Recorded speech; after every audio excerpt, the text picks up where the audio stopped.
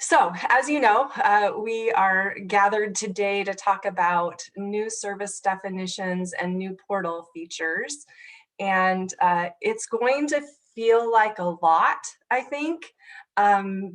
But we think we've done a good job making it as simple as possible for you. And I know you've all demonstrated how flexible and easily you adapt over this past year. So we're confident we can work through any issues that might come up.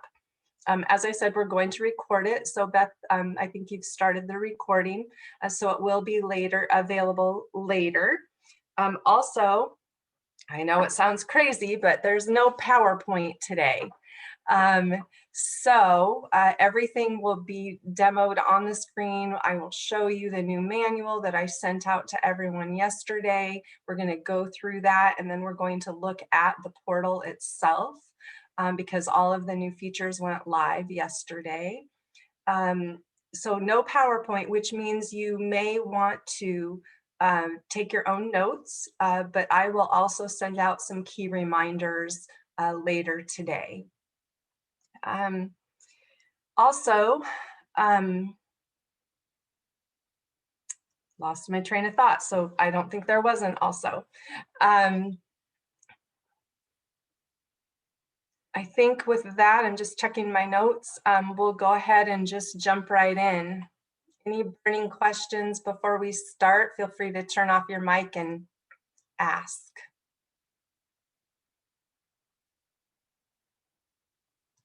Beth and Kelly will be monitoring the chat. So if you do have questions, feel free to pop something in there, and then they can ask me to pause to address any questions that you have. Okay, I'm going to move to sharing my screen.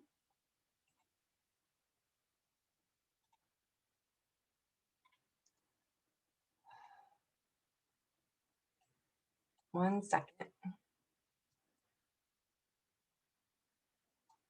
And I'm gonna hope that the fancy doggy treat I just made for my dog keeps him quiet for the next hour. So I'll keep our fingers crossed on that one. All right, so we have a completely new service definition portal collection reporting guide. So this will replace all other related documents, and we suspect that as we go through today, we might have some edits or corrections that we will just make live if possible. So we didn't post it to the website yet, but once we get through today and are confident it's as complete as we can have it at this time, we'll go ahead and post it so it's available for reference. And as always, we'll want you to go to that version of it rather than the version I sent out yesterday. Just in terms of some background, I think most of you know that we participate in a longitudinal evaluation project with, I believe there are about 23 other states and partnership programs that are participating at this time to do longitudinal evaluation of the impact of Gear Up services. We've been participating in that project since 2011. The final results from the last grant cycle should be out in the next year or so. So longitudinal really is a long time in the world of Gear Up, because we get through the whole grant cycle and then look at college enrollment and completion outcomes for those students. So as a result of our participation in that project, it's really important that we align all of our service definitions, or what we commonly call activity types, with those other states, so that the reporting and documentation is consistent across all the programs, so we can have that integrity built into that evaluation. So that's why we're making these updates. I know that making updates mid-year is never ideal. It would have been wonderful to be able to roll these out in August so you could have started using them for this year. It's just not how it rolled. So we have a good plan for getting you updated, and I'll cover that at the end of the session today. So the first piece is just simply the table of contents. I'm not going to spend any time looking at that because we're going to go through the details of the guide itself. So we made some additions that we haven't had in our guide before, and added just some quick FAQs about who Gear Up students are and what are service definitions and what's the portal, because we want this to be a sustainable document that will help new staff as they come into our program, and we can continue to use this as a reference tool. So this is probably the most formal document that we've had.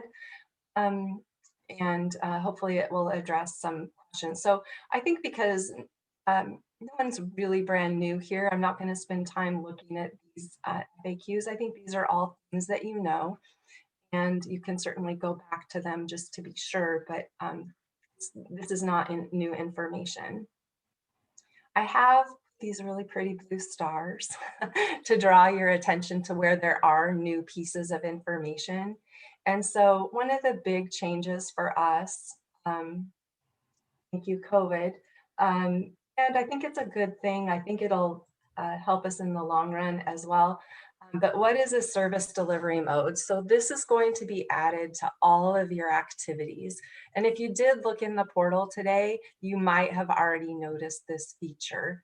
But we are going to identify for all activities entered in the portal, what was the service delivery mode? So how did it happen? So in the past, pre-COVID, we were always direct in person. Everything we did, everything we reported was always direct in person. And when you did things like a newsletter or an email, we said, don't record it. We don't need to know. We don't need to track it. Then comes COVID, and it really shifts all of the work that we're doing, and remote learning looks like it might be in place for a while still. So now we have three options. We'll continue to report direct in-person services, and I think for many of you, those are already happening. But then we will also have two types of virtual services. And I think this language, this vocabulary is becoming really common for all of you. But we have virtual synchronous. So those are the things that happen like this, that are virtual sessions using Zoom or Google or whatever the platform might be. There are more and more all the time, where you're interacting face to face. You're there together at the same time, thus synchronous. And so the key is that you are live and interacting. It's just not in the same room. So not so different than direct. It's just the platform is different. And then we have virtual asynchronous. And those are a lot of the things that we didn't report or record in the past, like an email or a newsletter. So those things, that information that you're making available to students and families, but you're not interacting with them about it. So you can see here that it could still be Google Classroom or Canvas or something like that, but you don't know, one, when the student may have used that resource or checked on it. And you might not have any verification that they did or did not. And so those are interactions, your attempts to communicate, your attempts to provide information, but it's not live, and therefore it's considered asynchronous. I'm just going to pause right there to see if there are any questions about that.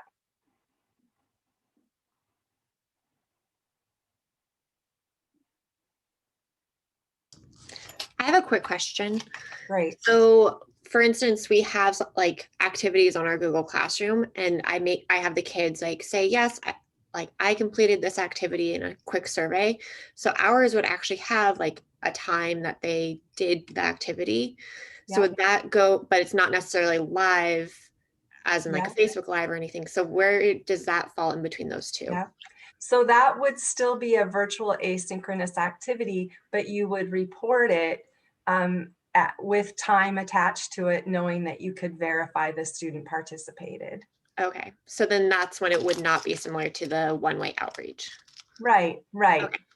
Right. So one-way outreach means there was never any verification. So you'd call that, it would depend on the activity, but let's say you had a video on a career, so a career video, and you Mhm. posted it in Google Classroom. And then you said, hey kids, it's out there if you want to watch it, take this survey if you do, and then I'll document your participation. So you documented as a student workshop that was virtual asynchronous. Okay. Great question. Any other thoughts about that? Okay. This topic will loop back to this throughout the session. Okay. Another thing I really want to point out, because I think this is happening more and more, especially as we can provide virtual services to everyone because there's no additional cost for that. I've had more questions about, do I document participation by non-Gear Up students? And the answer is absolutely always. Some of you have been doing additional outreach to seniors, helping with FAFSA completion. It's okay to do that, and you should be reporting it, and it should be in your work plan. But anytime you offer something, if you have non-Gear Up students participating, it should be recorded and documented in the portal as well. So we don't want you to pretend you don't serve them. We don't want you to feel like you need to keep it a secret. Like, it really is okay, because there's so many things we can do that don't cost money, which is the one indicator for that. Like, we can't spend money on other students, but we can offer them our services if there is no cost. So please keep that in mind.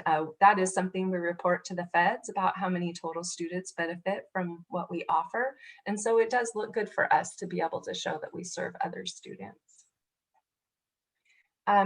Information not entered in the portal, that's kind of all the same. Feel free to review that. Paper documentation, I just wanted to remind you where those documents are.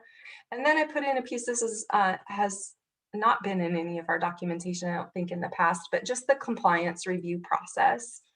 And so again, as a reminder, we do expect that you complete portal documentation on a weekly basis. And I think for some of you, that's been much more challenging in this virtual environment or remote situation. And we're noticing that. So if you're struggling to keep up on a weekly basis, I'd really appreciate just hearing from you about what's hard about that, how we might be able to help with that. And most importantly, be sure you're communicating with Kelly, because as she's doing those compliance reviews, if you're behind, it's really helpful for her to know, hey, I got a couple weeks behind, but I'm going to be caught up by this date. It'll save in the long run everyone some time and effort for sure. And then once you get those compliance reviews from Kelly, we really need you to turn those around to us in a week. We're trying to stay in a 3-week cycle with everyone. And so if you can respond within a week, then we can stay on that cycle and everything can be caught up as often as possible. Hey, Marcy. Yeah. We have a couple of questions here that I didn't want to have skipped. So we can either address these later or now. We had from Renee a couple of questions, one about using Zoom, and she's asking if we need to record the participation on a participation form when using Zoom. You need to have some paper documentation, and I know that can be a challenge. So I know with Zoom for us, Beth has figured out how to get a log from Zoom about who showed up. So when you're live, you should, Beth, can you nod to make sure I'm saying the right thing? Okay, you can get a record of who showed up to that Zoom. So print that out. I would then sign it, date it, to verify that that is the documentation for that session. Obviously, the students can't sign in. We're just going to have to deal with that. But if you can attach the agenda for what you covered during that session, have the student roster, and then sign and date it yourself, that is the best we can do for Zoom. And that would be true for any virtual platform. So can I ask that question though? If you're not the host, Beth, you can't print the roster, correct? Right, you have to have access to it. No, you can have access to the account though. So whoever has access to that account has access to those reports. Right. And what I'm hearing from some schools is that the schools are really limiting who has access to that. And so I know that's been a challenge for some of you because they won't give you the administrative rights to those sessions so that you can print them. So then you need to work with the host to make sure you can get that. Right. Or convince them to make you a host. Right. So Renee had another question. I'm sorry. Renee, do you want to ask your other question? Yeah, or would you go ahead, Renee. Oh, she's muted again. Okay. She just had a question. I'm trying to remember what my question was. Oh, about forms. I think that she's having problems on the website with forms. You go to the forms and you click on one of the form, and normally it would just pop up. Well, they're all blank, and it's been going for about a week and a half now. And I've refreshed. I've used a different browser and everything, and it's they're still blank. So we're doing some website updates. That might be a consequence. Beth will look at that. So you're talking about participation documents are blank. Okay. We are doing some website updates right now. We have a vendor that's it's complicated. Anyway, I'm guessing that's why. It's not complicated to Beth, but it is to me. So we'll figure it out. Thanks for letting us know. All right, any other questions? And so Stephanie had one follow-up question to the Zoom meetings, and she's asking if they need to go back and print Zoom reports for previous activities that they've had that they haven't had. Yeah, you always need to have that paper documentation. Yeah, please do that. Okay. So let's get into the service definitions.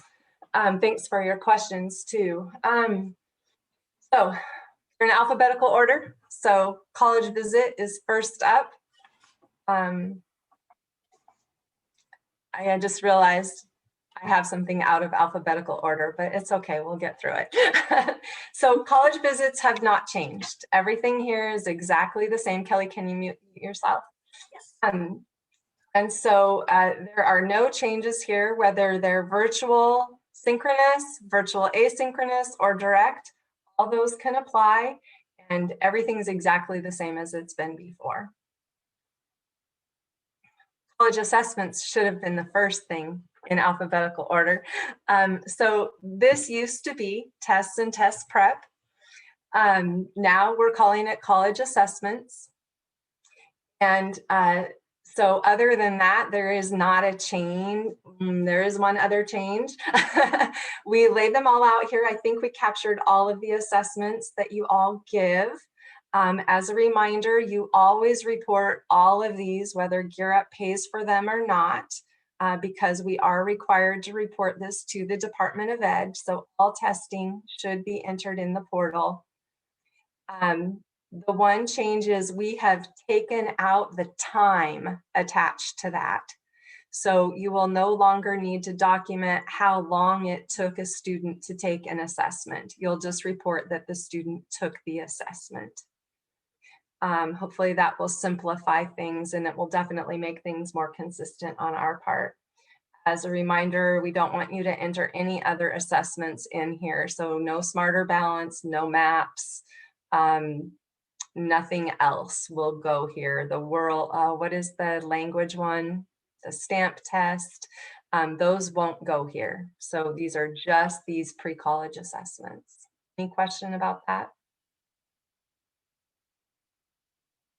Did I miss any? So Nina had a question that she's asking about. There are only 2 SAT 12 and only Sorry, that's one. Confusing the way I said it, but we're missing something. Yeah, right? it should say ACT. There we go. Yeah. Okay. Thank you. The way I said it was wrong. We have edits. Thanks, Nina. You don't want acuplacer for the 12th graders? Pardon? You do not want acuplacer for the 12th graders? Do 12th graders ever take acuplacer? Yeah. At our school, they do. They do. Grace Harbor College comes and gives it to them. Okay, I will add it. And I'll put it in That the way right. they know if they're going to get into college or not. Okay, good to know. I have a quick question. So we We are doing ASFEB at our school, and we had to do a training for that, but the training, the specific training wasn't in our plan. So do we need to put that in our plan to count it in the portal? Who was trained? I was trained and the counselor was trained. So you could put that in the professional development. Yeah, and yeah. Does it need to be in our plan that we were taking that training? No, I don't think so. I just realized, and are some of you doing virtual testing?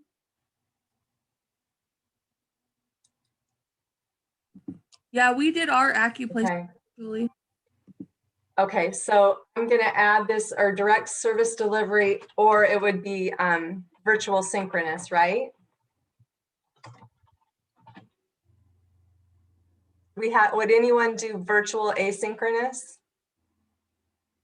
Well, I had a student who took it where because like the colleges are going to be virtual through the rest of the year. So I have one student and we paid for her to do it, but she went on her own and like did all that stuff, like applied through the college and did it that way. But I didn't put it in the portal because she didn't do it with us. So I don't know if I would then put it in the portal and that would be asynchronous. And then we also had a day where like I signed the kids up, I went in the Zoom with them and they were doing the AccuPlacer while I was in there with the college. So I don't know. Okay. Yeah, so you definitely want to put the other student in because again, we need to report all testing, whatever role we had, it doesn't matter. Because would that be under a different activity though then? Nope, it's still a college assessment. But I mean, like if you did it as like because she didn't do it where we were together, would that be considered an asynchronous day?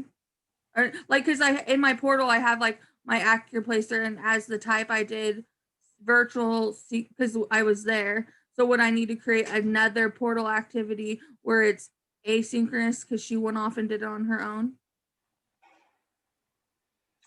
But where did she take the test?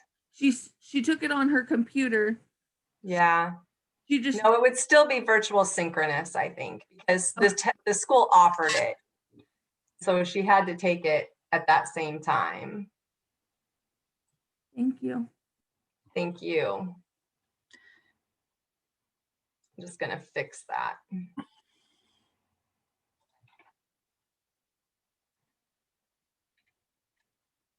Okay. So Marcy, we've gotten a little bit behind on questions. Would you like me to just write these down and we can do some of these, or do you want them as we're?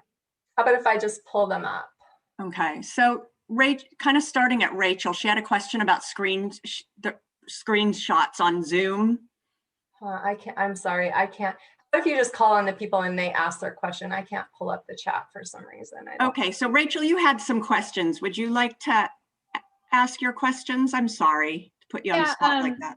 So far, sometimes I'm not the host, so I just take a screenshot of the participants that lists the names of everybody that's logged in, and then I attach that with the agenda for my documentation. It's not like a log, but it's a screenshot of who was there that day, and I don't think there's like a date attached to it or anything, but that's... Yeah. I think that's fine. That's a good solution too. If you're not the host and not allowed to have host responsibilities, I think it sounds like that's working for you. So that's acceptable. Great, thank you. Mm-hmm. And then Stephanie had a follow-up question to that as well. Stephanie, did you want to ask your question? I'm sorry, I'm looking. That's okay. Wait, was that the Zoom workshops? Do you need to print the Zoom log if we have access to it? If do not? Yeah, and I think she answered that. Okay. I'll go back and print that. Do you want that for like our team check-ins as well? Like any Zoom we do, or just for student activities? Okay. Students. Mm-hmm. Awesome. Thank you. Okay. And then Brittany, did you have a question as well about testing? It was just for you, Kelly. Okay. I was going to email you, or I could ask everyone, but okay. No, that's fine. Just email me. Okay. Yeah. So Kelly, you told us when half the class is virtual and half is in class, we have to do them separate. Can I just have them all go? Can I just do a screenshot? Just like you just told Nacelle they could? I'm not sure. Can you ask again, Anne? Okay, so I have half the class in class and half virtual, right? Oh, and you're teaching them all we, at the same time. Exactly. Okay. Right. Don't split it. To be virtual. Yeah, don't split it. Just perfect. Yeah, Wonderful. just do that as a direct service because they're all live with you at the same time. It's not worth it to distinguish that there's a difference there. Okay. I'm okay with that. They're all live. It's just some of them are live at home. Yeah. Okay. Yeah. Thank you. Is anyone else doing that? Is anyone else teaching that way? So like hybrid direct service. Yeah. North Beach is. North Beach. Wakayakum does. Marcy, we call it AB days. A group comes on Monday and Wednesday, B on Tuesday and Thursday. But everybody's expected to show up every day. Exactly. That's awesome. That's great. That's not how A day, B day works everywhere. So that's great. Okay. Breath. Moving on to counseling and advising. So remember that crazy long CAPC definition that had like 100 words in it? That's gone. Big change. This is probably the biggest change. One of two biggest changes anyway. So CAPC no longer exists. Instead, it is called counseling and advising with some subtitles.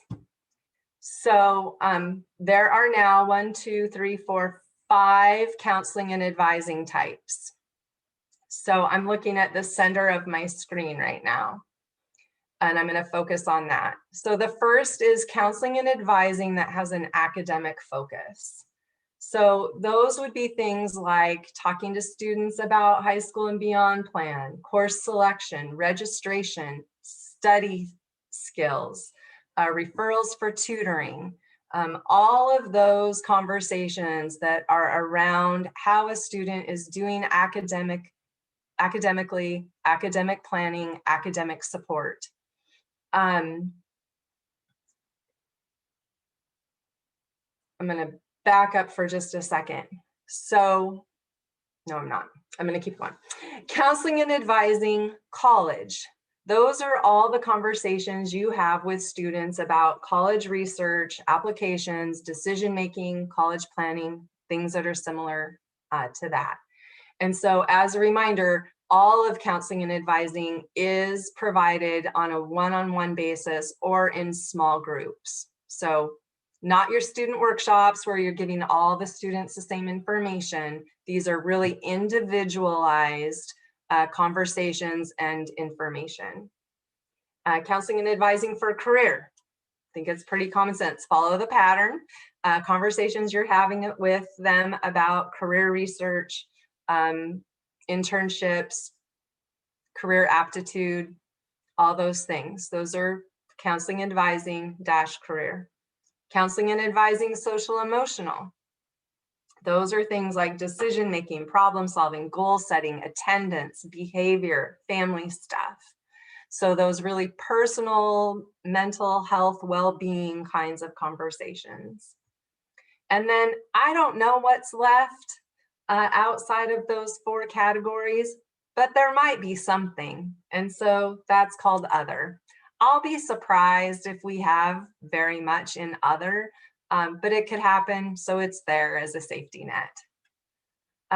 All counseling and advising can be provided in any mode. So it can be direct service, it can be virtual synchronous, it can be virtual asynchronous. So we've given you some examples of what might show up in those categories. Home visits, those have become certainly more popular. So we're going to call those counseling and advising academic, and they could also be counseling and advising social emotional, right? They might, if you want to go to somebody's house and talk about college, it might be college, it might be career. So they could show up anywhere. So remember, the examples we give throughout this document are not exhaustive of all the things that could be listed. It's just our best attempt to give you some guidance. So what I hope yeah. But you would only pick one when you're assigning, right? Yeah, so you can only choose one when you're putting it in the portal. And so I know that in the real world, most conversations are a combination of any or all of these, right? It's never like, I'm only going to talk to you about this. It happens, but more often, I think you all are having conversations about many of these things. So what I want you to do is choose the one that you think you spent the majority of the time on. Don't spend a lot of time like counting minutes on this. Just like, okay, mostly we talked about grades today, so I'm going to call that an academic session. All right, do your best. Don't have any pain over this. Just choose the one that you think is best. The other thing that you might be noticing about this big change is that some of these things used to be called comprehensive mentoring. And a whole lot of coordinator or Gear Up staff time was accounted for in comprehensive mentoring. So you are not going to do that anymore. Big, significant change. Most of the work that you do with students will be captured in one of these counseling and advising categories. And we'll talk more about comprehensive mentoring in just a minute. Marcy, do you think that attendance would fall under counseling, advising, academic? If you're talking about. I think that one could go kind of anywhere. Okay. I think it could be academic if the focus is, hey, you're not attending, you're getting behind on your grades, Yeah. Academic. If I'm not showing up to school because I'm living in family chaos, I don't have an alarm clock, that's social emotional. Okay. So I think that depends. Good point. Yeah, and that's why I say, like, make an attempt to choose the one that best fits, and it will never be perfect. You know, it's our best effort. Question, Marcy, maybe this answered later. The military representative, I'm going off old definitions, but doesn't that more like a workshop or? It depends. Did they show up and do a group session, or did they show up and talk with one student? Okay, so this would be more geared towards one-on-one. Yeah. Is it so the thing about counseling and advising always, is that it's a very personal conversation.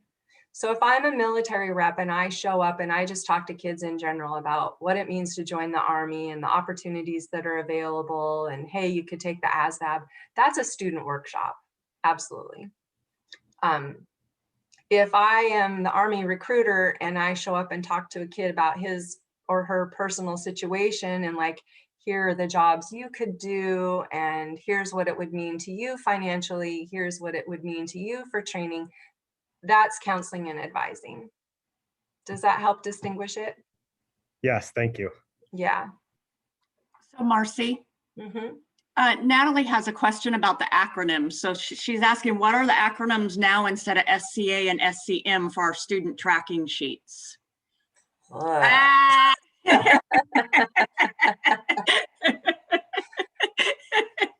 Note to self, I need to update a form.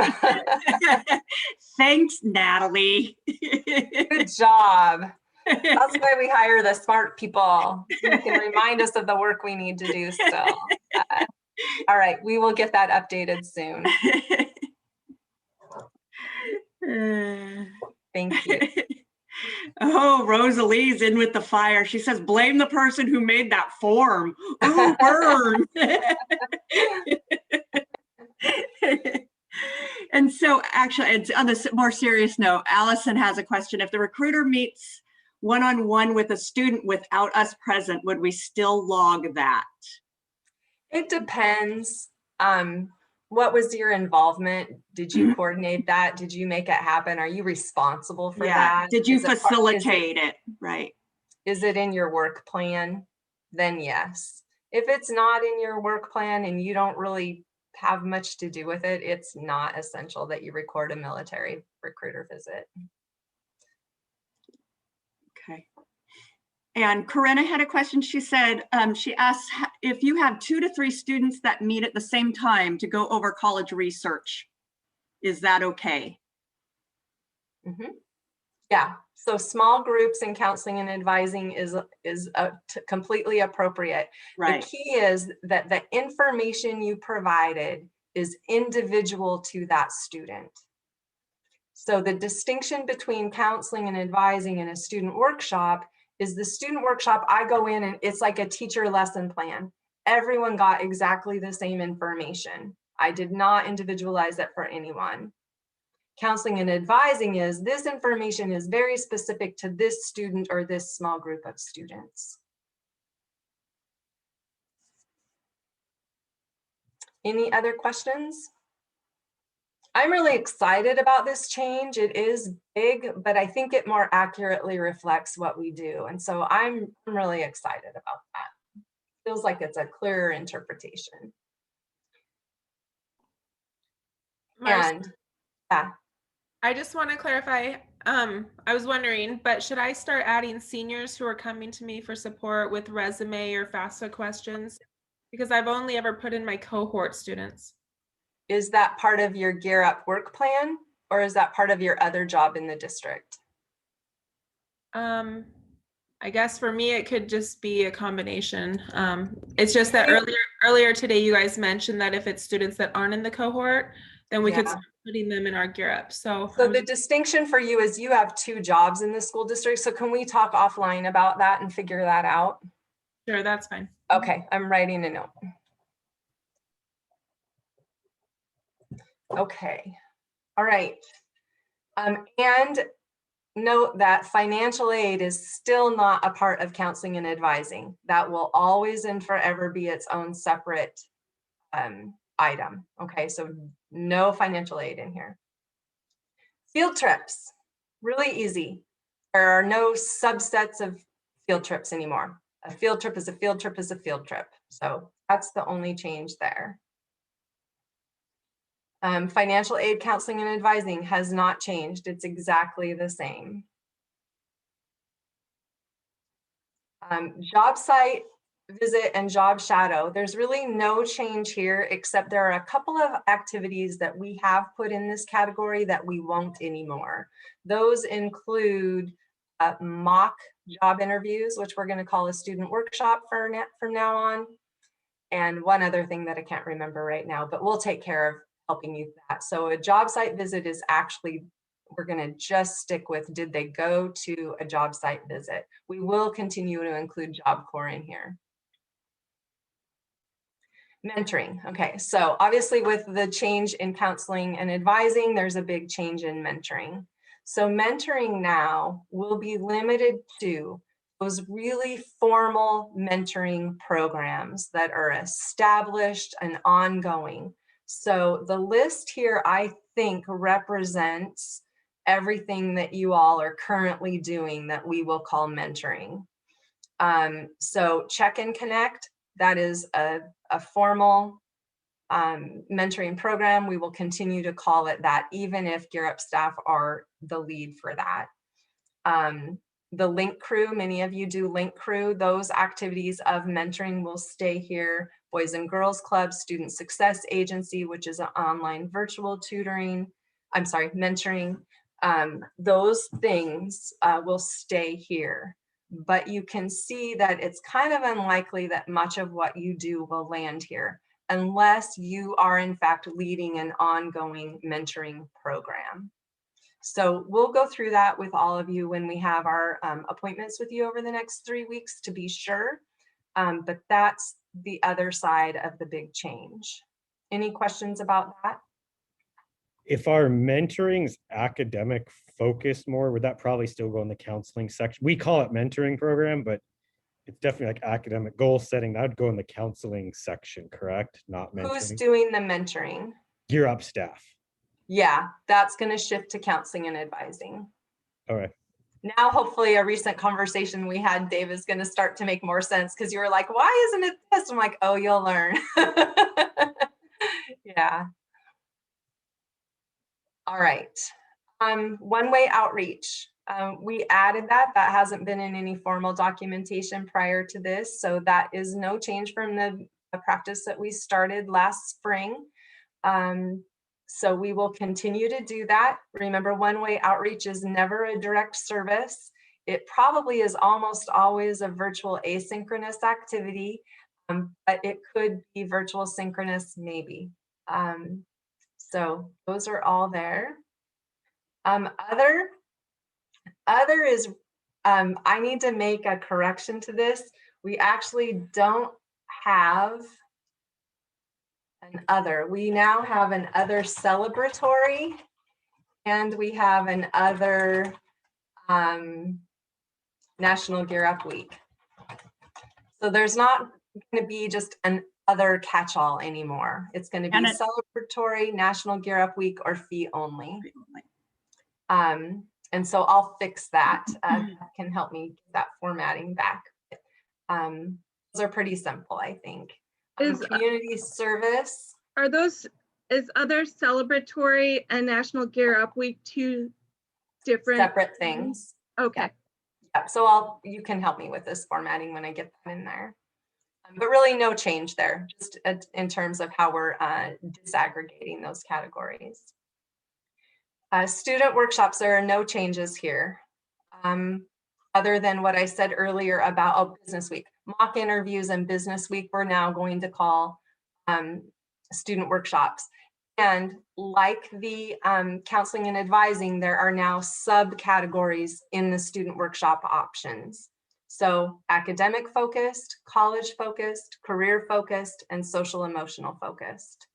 So you'll need to determine what subcategory of student workshops best fits what you're doing. So again, provided some examples here. There might be some overlap. So we'll work through those when we go through your work plan with you. But in general, the definition of a workshop has not changed. So group activity, everybody gets the same information. Any questions about that? Okay, we're almost done. Student orientation. Marcy, can I ask a question? You just deleted the community service from that category. So if we were to do a community service that was around building student resume. It's gonna go right here. Okay. Thank you. I meant to do that. All right. Student orientation, no change at all. Summer programs, no changes. Everything's the same there. Tutoring and homework assistance, no changes. Family college visits, no changes. Family and counseling and advising, no changes. And family orientation or celebratory, no changes. Family workshops, mostly your family events, no changes. So those are all the changes. What I want to do now is show you the portal so you can see what this looks like.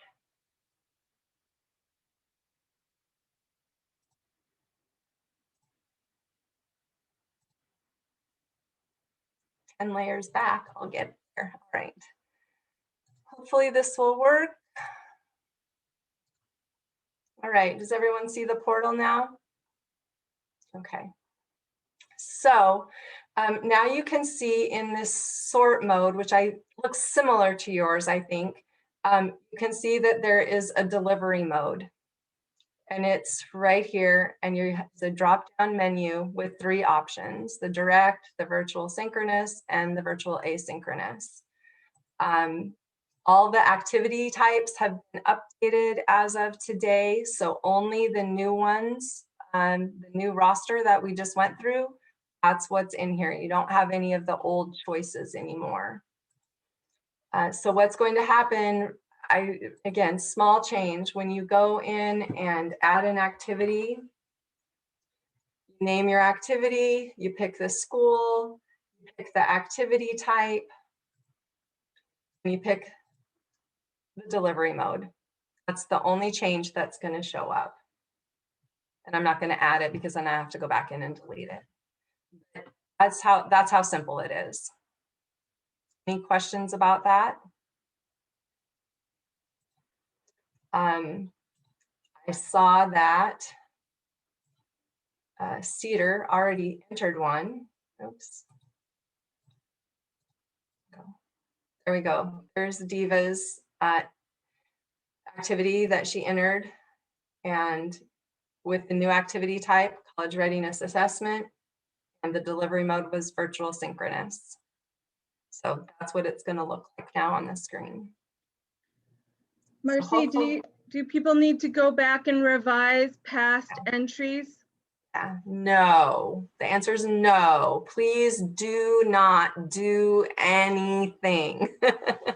So for everything you enter from this day forward, please follow the new guidance. And absolutely, if you're not sure, let's touch base. You can contact either Kelly or myself as we move through this transition. So here's where I wish I had a PowerPoint for some final reminders. But I will send this out in an email later today. So your task is to not change anything that's already been done. You will notice when you go in the portal that everything says it was direct, right, Kelly? Is that everything says provided it in direct service? Let me just, yes, direct in person. I'm sorry, I keep getting the word wrong. So everything defaulted to direct in person. And we know that almost nothing was really direct in person for this year. So Kelly has a great system in place where she had you name those things that were virtual. And so we can do a really easy, well, we can't, Kelly can. Kelly can do a great sort to find those virtual activities. And over the next few days, she is going to change the delivery mode for those activities for you. So please do not do it yourself. We're going to make a first attempt. It's for us, it's easier than if you were to do it actually. So we'll make a first run at it. Then when we meet with you, we have half-hour appointments set with all of you over the next 2 or 3 weeks. We will go through those to be sure they're accurate. Also, some of the activity types need to change. So a lot of that mentoring, for example, needs to get changed to counseling, advising. And so we're going to do that with you in your half-hour appointment to be sure we get those right. And then we'll go through your work plan to see if there are any other activities that need changed. So in that half hour, we'll review the delivery mode with you, and we will go through your work plan to make sure that we have all the activities types correct back to the beginning of this year. So we think we can do all that work in a half an hour with you. I've gotten the impression that some of you are hoping to have more of a conversation during that half hour about some other things. I don't know that we'll have time. So if you think you need longer than a half an hour with us, will you please let Kelly know, and we'll try to block out some additional time. I think some of you wanted to talk about possible revisions, maybe some other things, and I just worry that a half an hour won't be long enough. A lot of the meetings that I scheduled were buffered a little bit with some time on each side of them. So some of them a lot of them I was able to do. There's a few that I wasn't, that I had to go back and back, but I tried hard to leave extra space in them, so. Yeah, but chances are if we don't extend those appointments where needed, I will book it with something else. Yeah. So yeah, if you want more time, absolutely happy to give it to you. Just let Kelly know that you need to do that, and we'll adjust the schedule accordingly. Hey, Nina, Kelly, do you want us, as you're going into the portal and making these changes, would you like us to hold off on updating until we get confirmation? I mean, like, should we hold off on entering current activities that we're doing right now until you get the portal updated so that we're not? I think based on our conversation we had earlier, Kelly, we don't need you to do that because we can tell by the date of the activity that it happened after today. I'm just worried about like creating any new activities before you've dated to something that maybe we don't need to create a new activity? Does that make sense? So this is what I would say is I would say for the rest of this week, let me work on what's in there and don't enter anything. Once this week is complete and we start going into our meetings, then we can start working in there, and that'll just keep everything the way it is right now. Yeah. That's what I would be comfortable with. Yeah, because either way, we're going to review all of your portal entries in that meeting. We're going to look at your work plan and the portal entries. So we'll get through it anyway. And then what that also means is Kelly won't be doing compliance reviews for the next 2 weeks. So because we're going to basically be doing them in that meeting. And then after we get everyone's meeting done, then we'll go back to the regularly scheduled compliance review schedule. How many times did I say schedule in that sentence? Did anyone count? It's documented in the caption. All right. I can't believe we actually got all that covered in less than an hour. So any other questions? I have a question. So kind of what Nina was saying, do you want in the meantime, going forward from today, like when we're doing our student tracking form, things like that, to start tracking in the new way, but just wait to portal it if it's kind of in a new activity? Okay.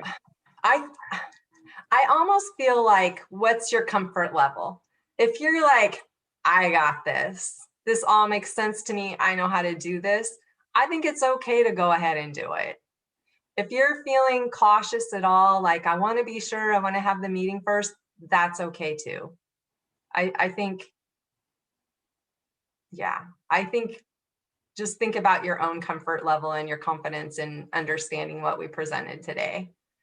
And then I hope you'll all go back to that guide. I mean, I say this all the time, but Kelly and I, here we are. It's been 8 years we've been using service definitions and activity types, and we still have conversations about where things belong. I think this is going to really help. I think a lot of those conversations are settled now because I think the guidance is much clearer, but we'll see. Time will tell. Did you say that you were going to make a new form? Yeah, and I think we can do that really quickly. The individualized student tracking form, I think we can probably update that today or tomorrow and send that out. Okay, thank you. Mm-hmm.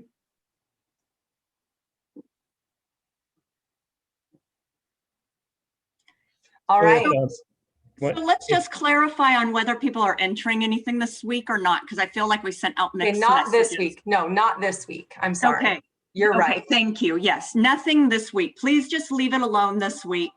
As of next Monday, start entering, track everything you can on your sheets, do the best you can, and then next Monday we can start entering anything. Kipton, quit laughing at me. Hey, if you tell me not to put anything on the portal for a week, I am your man. Yeah. I'm gonna say it really shouldn't be making anybody all that sad. I'm kind of surprised at the reaction. What? We can't enter anything? All right. I think I know the answer to this, but I just want to verify. If there's family involved, then it's a family event, because sometimes I struggle with that. Always. Okay. Always. Yeah, because otherwise you can't, there's no way to enter their participation. Yeah, sometimes I've struggled with that because the nature of the event is definitely like more of a counseling, but you can't capture the parents when. Yeah, okay. no, if there is a family member there, it automatically becomes a family activity. Except for one-way outreach, which doesn't have a family activity, and you just have to name it that it was a family activity or a family outreach. Yeah. Yeah. Someone just knocked on. I'm in a meeting, Dad. They can hear you.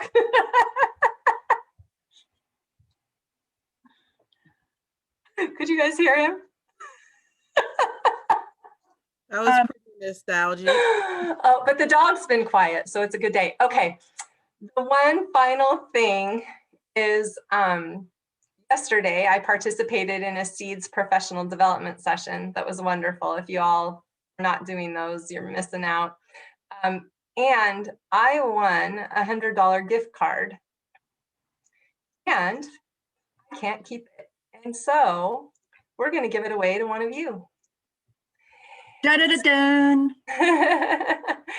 And I can't remember who it's to, but it's like I get to pick, I think, who it what it's to. But so I don't know all the information. I just know I want it. And so when they give it away, they look at the roster of registrants and they just randomly pick a number. I don't have the whole random number generator, but Kelly has the roster of did you just put on a pirate hat and patch? So Kelly has the roster and you all have a number. And so I'm going to choose a number, and whoever is on that line item from registration will be gifted the $100 gift certificate with no strings attached. It is yours to keep and do whatever you'd like with. So the number I'm selecting, Kelly, are you ready? I'm ready. Is 38. 38 is Mr. Neil Nixel. Yay, Neil. Yay, Neil. Is Neil on here? He might be teaching. Oh, if he's Maybe not in here, he between. can't win. Oh, goodness. Is he here? Yes, I am. Out of the dark comes Neil. I have my students writing in their notebooks right now. All right. All right. Well, Wow. congratulations, Neil. And as soon as I know the details, I'll pass those on to you. And Thanks, Marcy. you're very welcome. I hope it's to a brewery. No, it's to that really nice hotel you guys have there, the Smuggler's Cove. Great. If anyone ever wants to hear a good story, ask me about going to Blaine. All right, everybody. It is so very good to see your faces today. Thank you for showing up. Thanks for making the time. Thanks for all you're doing for our students and families. It's much appreciated. I miss you all so much. I wish we could be together. So looking forward to those days and being able to hang out. So thank you. Take care. I'll hang out for a minute just in case anybody wants to chat. You can stop the recording, Beth, but I'll hang out for a few more.